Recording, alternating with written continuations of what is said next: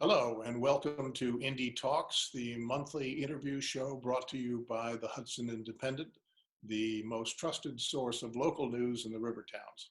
I'm Barrett Seaman. My guest today is Maureen McCardle-Schulman. She is the Republican candidate for Congress for the 17th District. We heard an awful lot throughout the spring from the Democratic candidates for this same office. Started out with 12 of them, winnowed themselves down to one, Mondaire Jones. And Maureen will be taking on Mondaire Jones, although there are other candidates in the field, and we can maybe get to that a little bit later. Maureen is a retired New York City firefighter. I'm very interested in when you retired and whether or not you were still active in the fire department at 9/11, and where were you? Hi, Barrett. Thank you for having me with you today. I was one of the first women hired in 1982, one of 38 out of 10,000 firefighters, and they assigned me to East Harlem, and I worked there for 21 years. I retired in 2003. 2003. So on 9/11, you were high enough up in Manhattan not to get involved in the actual. That's not true at all.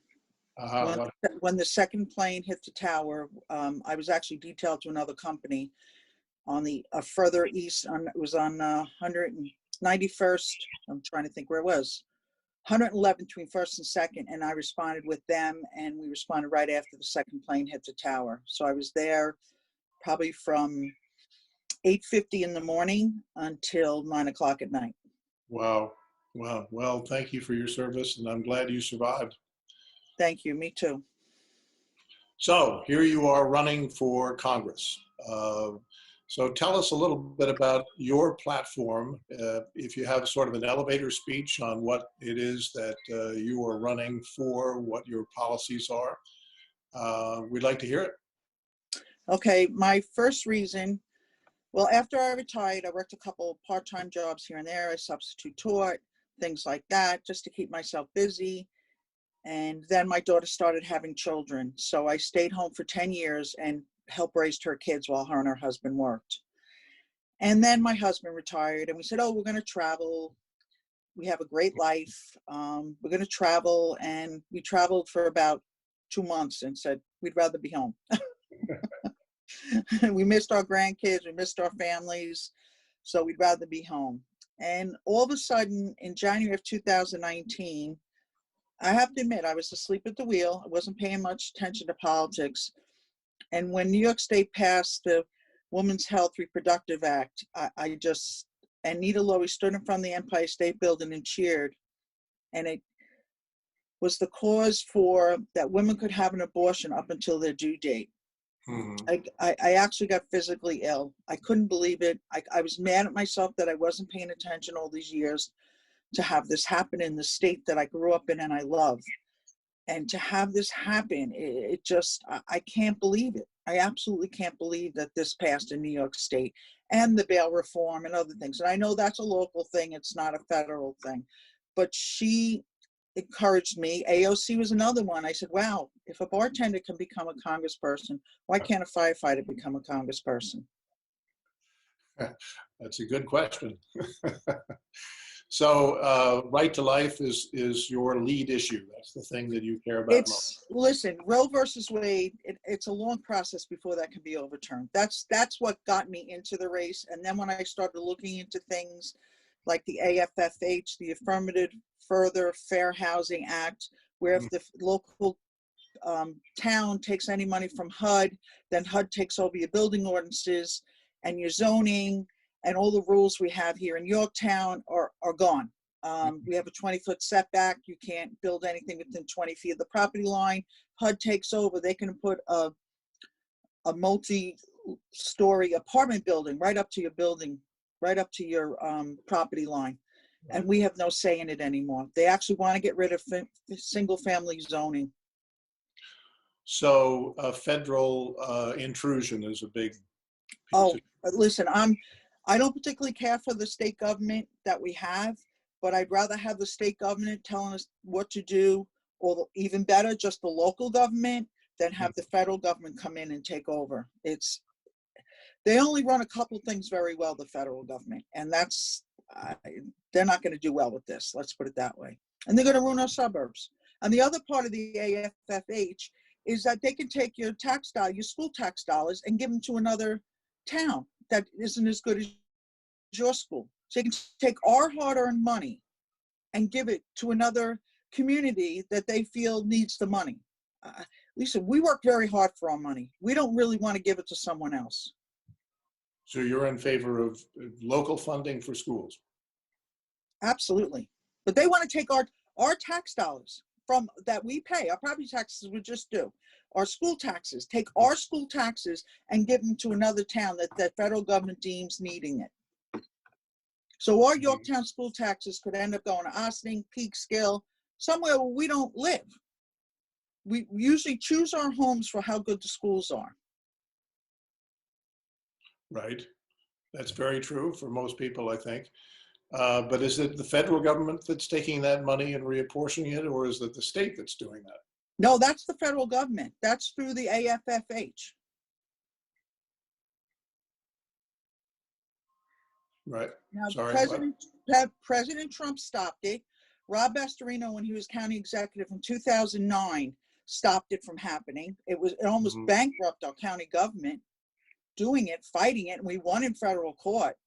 But yeah, they want to come in and tell us where to build, who's supposed to live there. It's all by socioeconomic. If you don't have enough non-English speaking people in your community, they want more non-English speaking people in your community.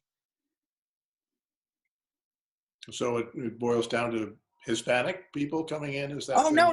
It has nothing to do with Hispanic. It could be Russians. It could be anybody. It could be Chinese. No, it's just non-English speaking. You said that about the Hispanics. That's not what I'm talking about. I'm talking about the federal government telling you you don't have enough of a certain group in your area. And telling them that every housing that comes in, they get to live in that housing. Mm-hmm. So it's immigrants really that you're talking about, since they're the non-English language. Well, yes, but there's a lot of people who live here that are citizens that don't speak English. So it doesn't necessarily have to be immigrants. I see. Okay. So what else in terms of policy positions? How do you feel about the president's policies on tariffs and China? Oh, I think he's doing an excellent job with China. I think China's been ripping us off for decades, and we're finally getting back.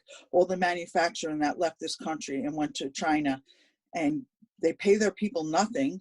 Everything, it's a private corporation, but it's run by the government, and it took away all kinds of jobs. And that's not a good thing. But so far, there is not any agreement with the Chinese. We've been doing this for 3.5 years, almost 4 years now, and there is still no agreement. Do you have confidence that this is going to happen? I think just like what happened in the Middle East will happen with China. As soon as the money starts drying up, they're going to come to the table and speak with us. And Middle East, you were referring specifically to the agreement by the United Arab Emirates and right. Bahrain, I guess it is. Yes, a lot of other countries are stepping up to the plate now too, because we cut off their funding. We stopped giving them all this money, and now they have to come and talk. It's much better than guns and losing people's lives. Another thing, there's an act called the New Way Forward Act, and 44 congresspeople have signed on to it, all Democrats. And basically what it does, anybody who got deported from April 24th, 1996 to presently because of illegal things in their lives, these 44 Democrats want to bring these people back on our taxpayers' dollar. And this could be people who molested children, people who rape people, and they want to bring them back on our tax dollar and make them citizens. And erase all their. So you agree with the president's immigration policy pretty much down the line? I believe in the wall. I believe that the DACA, the kids who came here as children, once that wall is built, that we can make them citizens. We've been through this before with President Reagan. He made all those illegal immigrants that came over here as children citizens, but nothing was done. And then more and more people come. There might be 20 million people in this country that we know of, maybe more, that are here illegally. So you are not in favor of the Dreamers Act, as it's called, that would give citizenship to people who came here at an early age when That's they really had no control. that's not what I said. I said once that border wall is built and we can start keeping out other people trying to get in, including illegal drugs, then we can make those dreamers citizens. So you see there is room for allowing those people. Absolutely. Absolutely. Okay. Do you have any differences whatsoever with Trump on any policy? Um, that's a good question. I really try to concentrate on the positives of our president, not the negatives. Okay. So is foreign policy, for example, Right because now, I think that's it's related to great. China, some of the. Yeah, no, I think he's doing a great job with China. And someone had to stop China from what they were doing. They're taking over the world. And I think he's doing an excellent job doing that without any military interference. So tell me, let's get on to the campaign itself. What is your strategy in terms of combating Mondaire Jones and who seems to have a pretty clear lead, at least in some of the polls that have been taken? What do you do to combat that? I've never seen a poll. To be honest with you, I'm trusting what you're saying, that's what the polls are saying. Basically, it's a real grassroots, boots on the ground. I was walking around Peekskill talking to business owners. And some of the people did not speak English. I had an interpreter with me, and we were talking to people, and that's basically it. Making phone calls, knocking on doors as much as I can. People answer doors. A lot of them don't. Stupid Ring doorbells are a killer for us, but that's basically what we're doing. I haven't seen one sign except the leftover signs from the primaries. He's not out there. I met with an Indian chief from the Ramapo Indians the other day with some of his people, speaking in front of a ministry in Stony Point on Sunday. I'm just getting out there. I'm introducing myself to people. That's all I can do. I don't have his money. I don't have Act Blue backing me up the way he does. He has all kinds of money, and he's not even out there. He didn't even we didn't see anything on Instagram, Facebook of him saying anything or doing anything about 9/11. I went to 5 different 9/11 memorial services, then went to the police department versus fire department baseball game that night. He's not out there. He's not doing anything. He doesn't have to, because the papers put him on the front page all the time. I haven't seen him on the front page of the paper. The last I heard from him was. I mean, he did an article in Vogue, Teen Vogue, about his stuff. It's crazy. I mean, I can't even get News 12 to interview me. Well, we can start here, and maybe after they see this interview, they'll be interested in talking to you. Maybe. So tell me, when you go after Mondaire Jones on his policies, what in particular do you think resonates most with people in this district? I think the AFFH, he's in support of it, and I'm totally against it. Vice President Biden is for it. President Trump put a stop to it. We like our quality of life. We like where we live. We like having backyards. We like sun coming in our windows. If we have an apartment building next door to us, on each side of us, you're not getting that. Right. I mean, think about what it'll do to the roads, to the water systems, to the sewer systems, to have all of a sudden have a 6-story apartment building next to your house.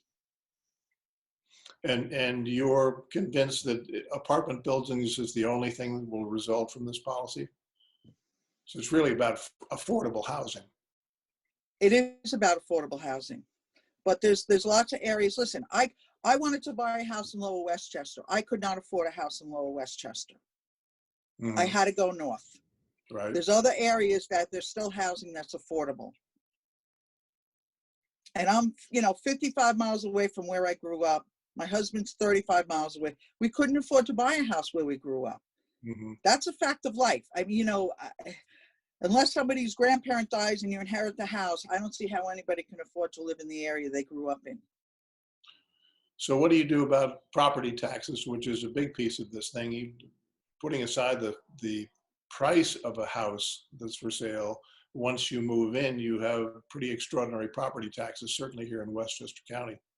And What's your solution to that? can you imagine how much your property tax, school taxes are going to go up if your school tax dollars are now given to another school district and you still have to maintain your contracts with the teachers and all the workers in the school? How much your taxes are going to go up? As far as the salt tax, something has to be done about that. I don't know if to raise it or get rid of the cap on it. I don't know. I'm not really sure yet. Right. Well, that's something that the Trump administration did. Yes, but so, they also doubled the individual thing on the taxes, the automatic thing if individual married couples. He also doubled that. yeah. But that's a whole nother, that we could spend an hour on that. But yeah. I would like to. The problem is that Governor Cuomo is so proud that we're willing to pay whatever he says. He's proud of that. He said he's proud of that. He can tax us to the hilt. He has 10 million, Governor Cuomo has $10 million set aside for illegal immigrants that have been deported for lawyers. Now, if we got some of that $10 million back, don't you think our taxes would go down a little bit? But he's got all these programs that cost us a fortune and don't go anywhere, don't do anything, don't actually help the people that are paying property taxes. So the SALT deduction is one place where you might differ from the Trump administration. Yes, absolutely. Right. Well, his argument is, you know, if you want to get your house in order, don't spend so much money to need so much taxes to have them deducted. Is that a valid argument? I really think that's a valid argument. As I said, we're a product of New York State. New York State Governor Cuomo just loves to raise our taxes. And he has all these programs that our tax money goes to that don't really benefit the local people. Listen, Governor Cuomo is shutting down the nuclear power plant. That supplies 25% of electricity in Westchester and New York City. Now, we want renewable energy, but it has to be partnered with nuclear energy and other things. To replace that 25% of our energy that comes from the nuclear power plant, we would need 2,000 wind turbines just to replace that nuclear power plant. Where are 2,000 wind turbines going? Most of that energy, as I understand it, is being replaced by hydropower coming down from Canada. So it isn't necessarily just a trade-off with wind power. But that's all he talks about. That's what they talk about. The Green New Deal is all the wind turbines and solar panels. So and we don't have that kind of property left in Westchester County to do that. Would you have not closed Indian Point? I wouldn't have. No, not until we came up with a decisive plan of how to replace it. Now, I've heard through rumors that it might become a gas-fired plant for electricity. Yeah, I don't know about that. But what would you have done about the safety considerations of Indian Point? Whatever upgrades that had to be done, I'm sure they could have been accomplished. But it was in Cuomo's plan to shut that down. Right. What is your position on climate change? Do you think it's real or not? I think it's real. But the issue is when you have China, India, and all these other countries that aren't doing anything, I don't think what we do is going to matter, how much we change. And where is all this electricity coming from to support all this? So it sounds like you're saying that you think it's hopeless, that there's nothing that can be done about climate change. No, that's not true. But I think it should be a very slow change. None of this this scary tactics in 12 years, we're going to implode if we don't start. There's going to be no going back if we don't start taking care of this stuff right away. So you think the timeline is being exaggerated? Yes, absolutely. Listen, I've been hearing this since the 70s. Yeah. But now we have all these storms, we have these fires. Doesn't that sort of bring it home a little bit? No. The fires are because they stopped going in and letting them cut down the trees and take care of the underbrush.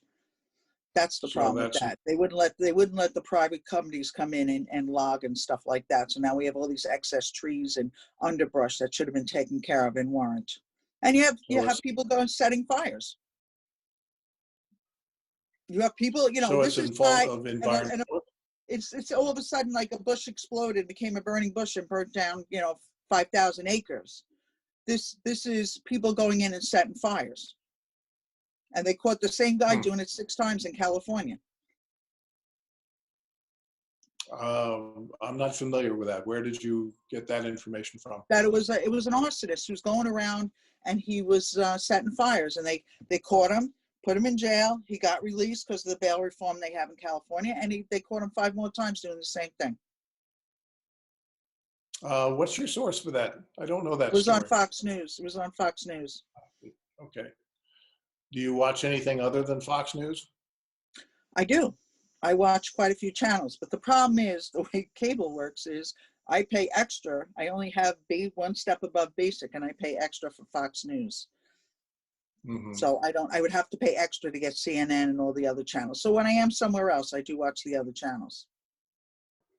Getting back to issues, we've talked a little bit about immigration. We've talked about climate change. Um, what about Black Lives Matter? That's I very. I I believe all Black Lives Matter, all lives matter. I Mm, just think the Black Lives Matter has been hijacked by that Marxist group that started it, and it's lost its meaning. It really has. It's lost its mm, meaning. It's become a mess. It's dangerous. It's scary. It's destroying the country. It really is. Not the mm. actual, not the, I understand where the people are coming from. I really do. But the way it's gone so crazy with the violence and the looting and the rioting, it's destroying America. So the cities like Portland and other places, Rochester, New York, Kenosha, Wisconsin, uh, the New problem York you City, have is action to it. Yeah, right.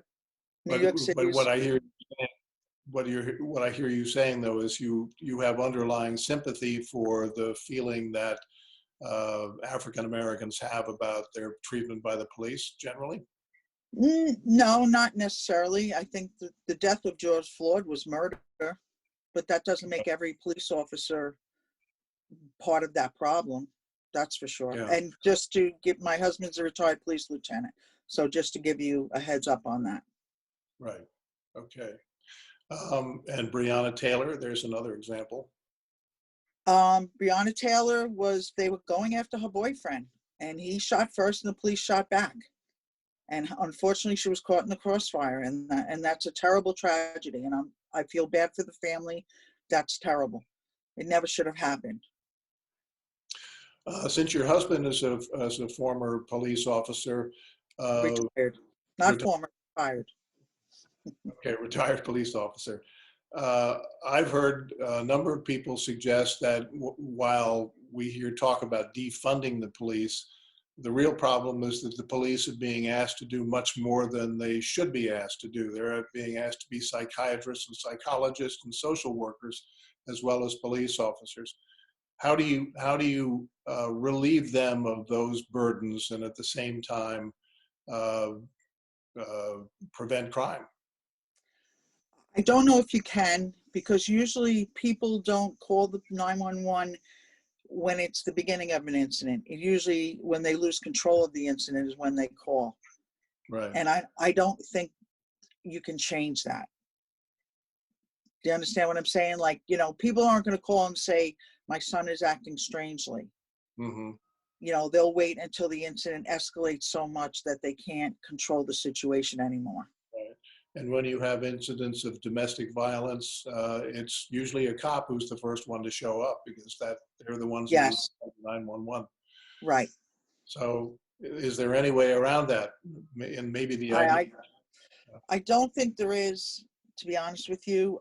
As I said, things escalate. Maybe the neighbors called, maybe one of the kids, their own children called, maybe the wife called and saying he's out of control, or the husband called and said she's out of control. And I think most people want the situation quieted down and everybody to be happy. But when you call the police and they end up having to arrest one of the family members, it becomes, everything changes suddenly. And I've never been in that situation. So I'm not a police officer.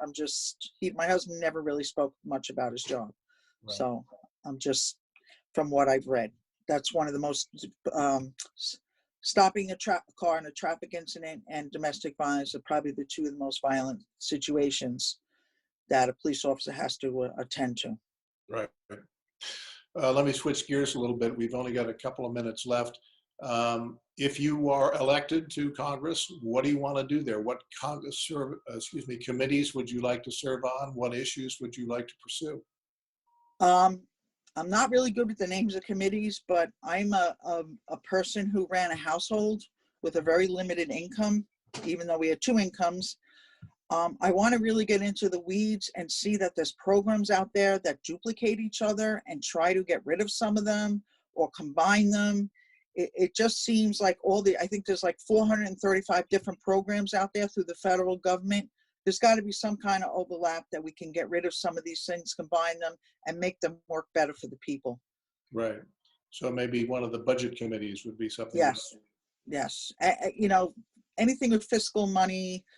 I don't have a degree in it, but I do a lot of forensic accounting stuff where I see where the money's going and who's spending it. And I mean, you think about it, if a family needs, say, $1,000, it might take $1,000 investment to get them down to people finally to get that $1,000 because of all the things in between. And I would like to streamline that a little better. Right. A Democratic president, Jimmy Carter, tried to institute a policy where we had sunset laws, where laws after a certain amount of time became invalid and had to be re-voted on. Is that an idea you could get behind? I don't know. I never really thought about it. I got to be honest with you. I haven't thought about it. Okay. Well, it's worth some thinking. It's something that I always thought was an interesting idea because it makes you reevaluate the laws that you passed rather than piling them on one more after the other. And that might be a great idea for the programs too that are out there. After a certain amount of time, are they working? Is it a good policy for the people's tax money to be spent on these programs? Maybe they're not working. Right. Anything else? Foreign policy, is that an area that interests you, or? I'm very interested in this Hamilton deal with Israel. I'm very interested in that. I want to look into that quite a bit and see how I hope it works. I really do. We really need peace in the Middle East. Yeah. But the Palestinians are out there saying they've been betrayed. And you know what? If all the countries around them are going for it and they're not, I think they might have to give in. Give in what sense? And become part of it. And become part, even if they don't want to be. If they just want to get rid of Israel, we know we can't get rid of Israel. It's very important to us. Mm-hmm. And in terms of Iran, what's your thoughts there? I think the more we isolate them, the better off we are. If we can get people to stop trading with them and everything else, they'll have to come to the table too. Right. I think we've run out of time. Maureen, I appreciate your being on the show. And good luck on November 3rd. And we'll probably, who knows how long it'll take before we know the results of this election. Okay, can I just do my website, www.maureenforcongress.com. Thank you. And the number 4, right? Correct. The number 4, yes. All right. Thanks very much. Thank you. Have a great day. You too.